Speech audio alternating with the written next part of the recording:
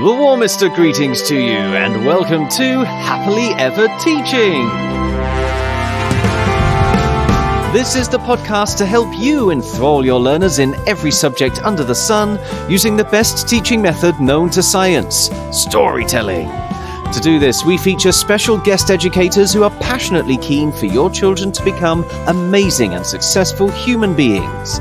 I am storyteller Chip Cahoon, and with me today is... Hi, my name's Rob. I work in Key Stage 2 in a school in Buckinghamshire, and I've taught all the way from Year 3 up to Year 6. Hi, I'm Helen. I am also a teacher in Buckinghamshire, and I'm currently teaching Mixed Reception Year 1. And we're very pleased to have you, our listener, with us as we explore personal, social, health and emotional education with a retelling of Hans Christian Andersen's classic, The Little Mermaid. So, for all the fun and effectiveness of story-led learning, let's don our finest hats, sprinkle some fairy dust, and hang tight to our magic carpet as we dive, this week quite literally, into this week's story.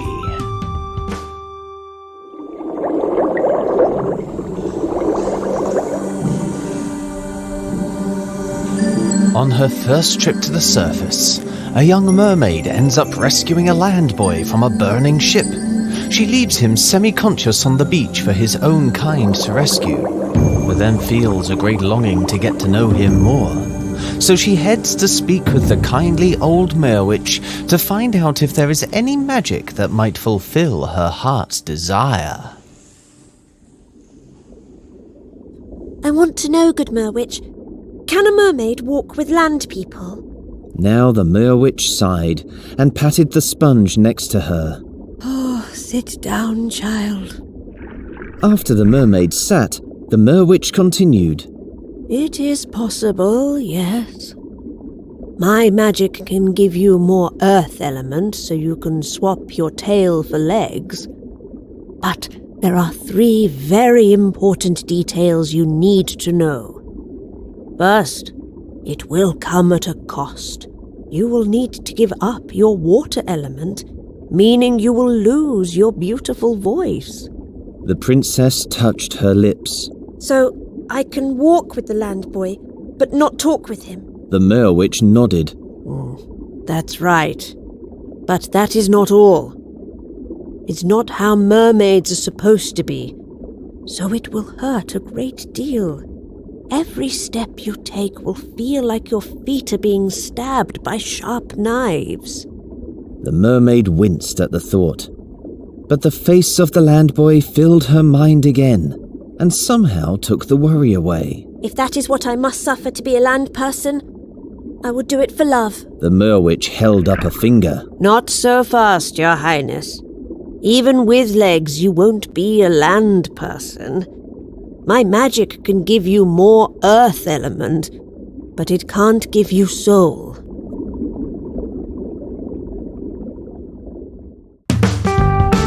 And if you and your young learners want to see if the young mermaid manages to gain the soul she needs to have her happily ever after, you can download our sister podcast, Fables and Fairy Tales, or search our website, epictales.co.uk, for The Dancing Mermaid. There you'll find a video of me telling the story that you can share with your children. And if you sign up as an Epic Educator, you'll also get a copy as an ebook or paperback illustrated by the magnificent Mario Coelho, as well as the full audiobook for you to download at any time.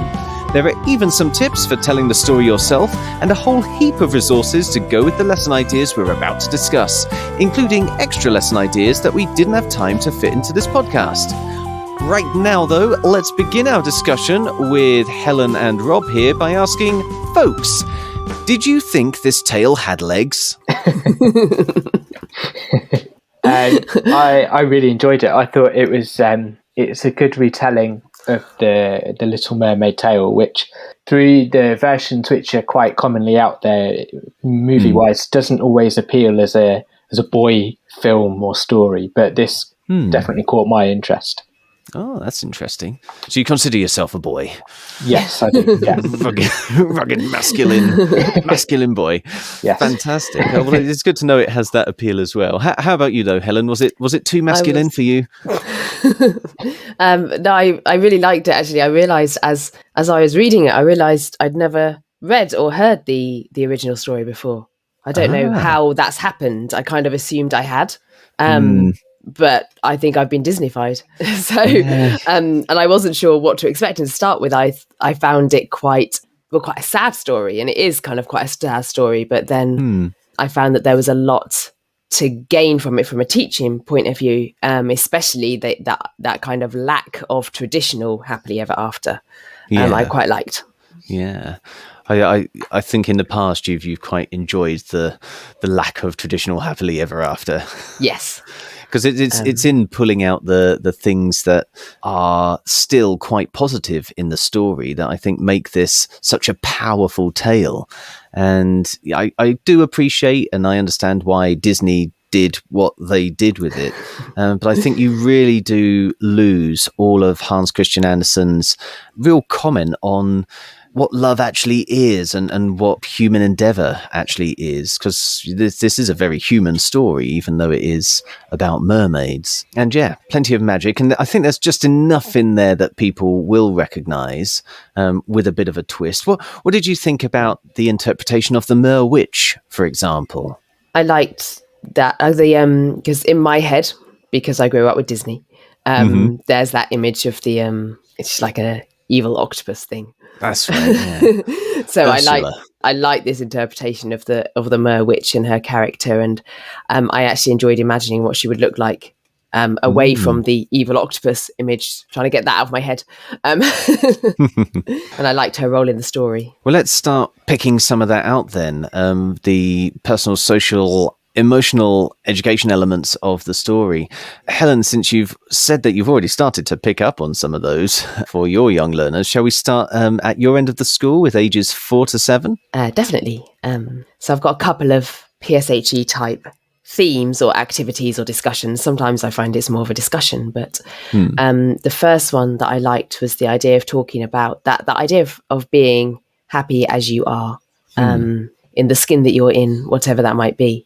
And I think from a very early age now, increasingly early age, children are sort of, I want to be this, I want to be that, I want to be like that, I want to be like this. So I thought this was a good opportunity to discuss starting with the mermaid, because, we start with the story, and discuss what the mermaid is like originally, and almost be in role as advisors to the mermaid, and talk about what the class likes about the mermaid, and encourage her to be happy as she is, and happy in the world she's in, and in the place she's in, and in the skin she's in, and almost be those advisors. Young children like to take on that role of, we know we can help. They always want to help, And it might work if you dress them up as red lobsters and get them to off their own under the sea. Oh my goodness, that's an incredible idea.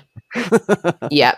A couple of pairs of tongs. Yeah. So there you've got a circle of little red lobsters, aged between 4 and 7, with the mermaid in the middle, talking to her about... Down here it's better, herself. Where it is wetter. See, not all things Disney are bad. Not at all. And then I thought from there, they've sort of advised the mermaid about what, being herself and being happy who she is, and by giving her compliments and helping her to see what's wonderful about her, and then moving on to doing the same activity for themselves and their friends. I think being able to give each other compliments from a young age is such a valuable attribute for children to learn. To actually say what they like about each other and about the friends, and then being able to recognize those good things in themselves and start build that self-esteem from a young age. And a couple of related activities I thought would be quite nice is to take photos of the children and have them write speech bubbles about themselves. You could even turn them into mermaids in the picture if you like, how they might start then saying how much they like their tail, which is not quite the point. But I think, you have a display of the children with their speech bubbles saying what they like about themselves, what's positive about themselves. Something I've done as well in the past is make a flower, so the children with a picture of the child in the middle and the petals with everything that they've said and that their friends have said around them. So I thought that'd be a nice PSHE activity to start off with. There's some opportunities to model this from the story as well, because you have the mermaid begrudging her loss of voice and ability to communicate with the prince, and yet he tells her what a wonderful dancer she is, which she's totally not expecting. Yeah.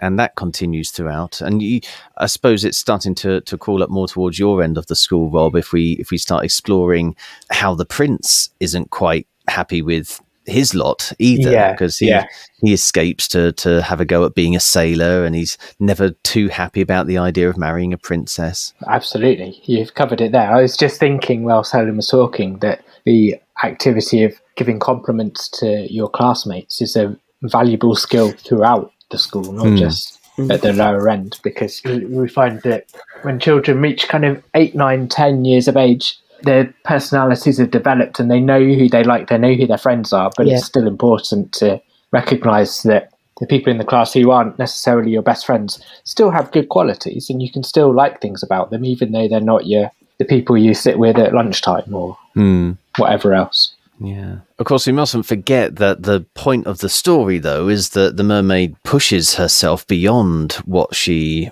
has, and in a way she does get rewarded for that, doesn't she? So were there any other elements you wanted to look at from the story on a PSHE side? Putting this out to either of you, really, to sort of explore that element of it, the kind of, well, I suppose it's a sacrifice, isn't it, that she makes in order to gain something beyond just all the material sort of surface level things that she has at the beginning of the story.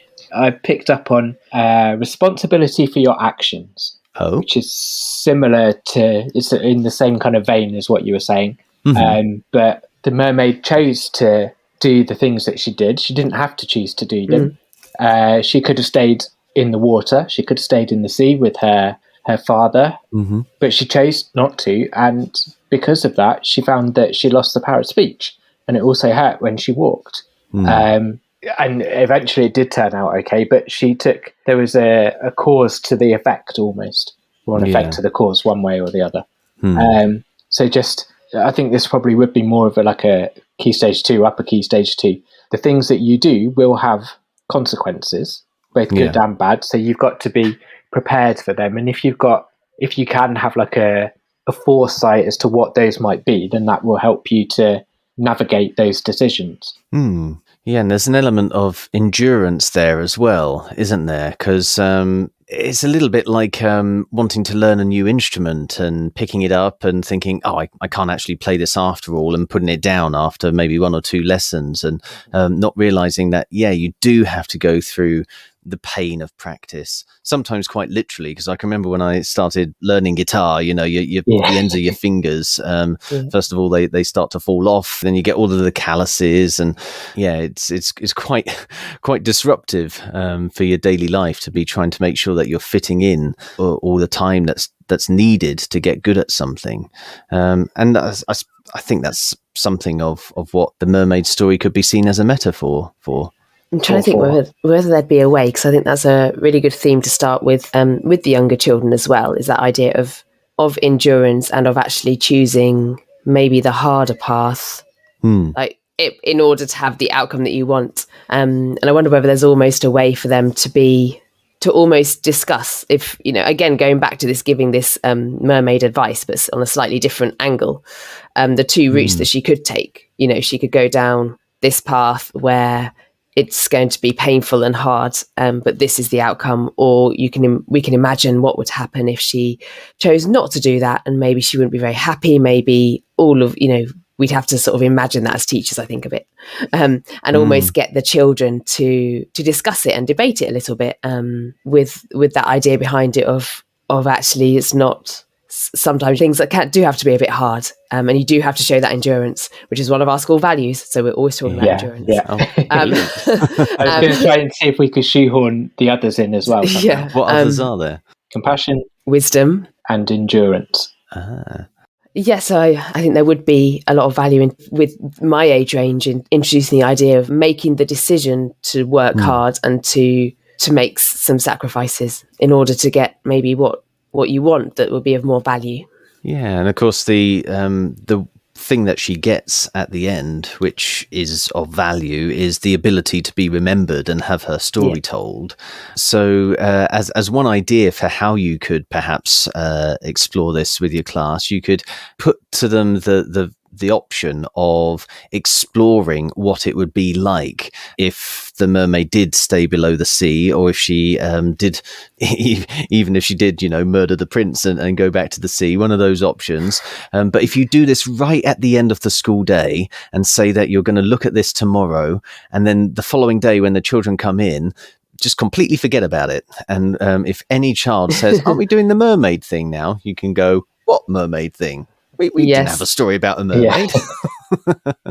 Yes. And then at some point when it seems that they've had enough of the joke, you can say to them, well, there you go, you see, we wouldn't actually be telling the mermaid story if she didn't endure this very important story. Give them a bit of cliffhanger, cliff edge. Dun, dun, dun. Yeah. I've also got a little bit on talking about feelings. Okay. Because the mermaid and all the other characters, actually, they experience quite a few different emotions throughout the story. Yeah. So just to kind of talk about those different emotions, those different feelings, and explore them in the class. So what do they feel like for us as humans? What do they feel like in the story for the characters? But what do they feel like for us as well? How can we show these feelings? How can we recognize if other people are having these emotions? What can we do to support them or to enjoy that emotion with them? Yeah. So just to kind of really to get that emotional literacy up, because having spent however long we did in not teaching full classes or teaching remotely or not even being in school, the children who we work with and in other schools as well have spent a lot of time either by themselves or sat looking at a screen. So they're kind of missed out on that ability to recognize how other people are feeling, or they've not missed out on it, but it's not as developed as it would be if they'd been in school every day. Yeah. So it's important to kind of explore it again, top it up for those who need it topping up and things like that. Absolutely. And it's quite a personal thing, isn't it, as well? So with this story, for example, the mermaid doesn't have butterflies in her stomach. She has goldfish. And being able to cotton on to different ways that people express their emotions like that can be enormously valuable. I remember, when was it? It was about 10 years ago now when I was training to be a teacher. My French tutor said to me, we're talking about, I can't remember what we're talking about, but he said he'd worked in a class where he'd said, okay, I want you to draw a picture of a river or something. And most children, when they thought of it, it was nice and calm and serene and down by the riverbank. But one child wouldn't do it. And it turns out that child had they'd had a bad experience near water or something. So just thinking about what we perceive to be a good thing might not necessarily be an enjoyable or good thing for everyone, and just being aware of that as well. Absolutely. So they probably wouldn't get on with this story because there's an awful lot of water in this story. There is an awful lot of water. I hope wherever they are now, they have conquered their ability to at least dip their toes in, so that they can pull out some of the themes of endurance and survival, which you folks have picked out from this. And you mentioned your school's words being wisdom and compassion. I think there's plenty of that in here as well, and plenty of the wisdom in what you just said, Rob. Thank you. How many times do you get told that every day? Not enough. I'll try harder. And there's the compassion. There was a bit of an opportunity to talk about mutism and people that use wheelchairs can't walk. I thought it was a good opportunity just to introduce, especially at my age range. They might not have met many differently abled people in their lives. So this would be a good opportunity to talk about that and start with the idea. So when the mermaid isn't able to talk, explore what that would be like, actually do it in class, trying to communicate it wouldn't last long with my age range, but trying to communicate without talking. How do we get about our day? What if we need something? We need the toilet.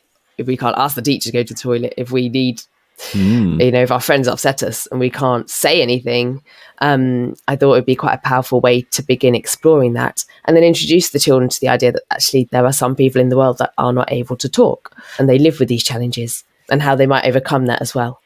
Yeah, absolutely. And similarly with people that aren't able to walk, people that use wheelchairs, what that might be like, and just how day-to-day life would be quite different from the children in our classes, those that are able to walk and skip and hop and dance, and what life might be like if you aren't able to do that, but then also actually how that's part of the individual as well, and how they manage on a day-to-day basis, and just how their life is a bit different and they're faced with different challenges, but they overcome those challenges. So you could set half the class up to say, okay, for the next hour you can walk or you can talk, and the other half you can't. See which group find it easier, see how they resolve problems. It's a bit of endurance there. Yeah, a bit of endurance, and also a bit of coming back to the topic you proposed, Rob, about, you know, how you actually express certain emotions and needs when you don't have everything available to you for doing so as, you know, everybody else around you. Yeah. So yeah, plenty of integrated learning there. Fab. That's sadly all we have time for today, folks. We'd love to hear your thoughts on everything we've discussed in this podcast, so please find us on social media using @TeachHappily, or leave us a review using your favourite podcast app. You can also use social media to let us know if there's a subject you are soon to teach that you'd like us to cover. We would love to help. Please also share this podcast with your colleagues and help us start a story-led revolution in classrooms around the world, so children everywhere can learn in a way that's effective, memorable and enjoyable all at the same time. Tomorrow, the young mermaid will help us teach English, but right now it only remains for us to say cheerio, and we hope to hear your story soon. So, cheerio! And we hope to hear your story soon.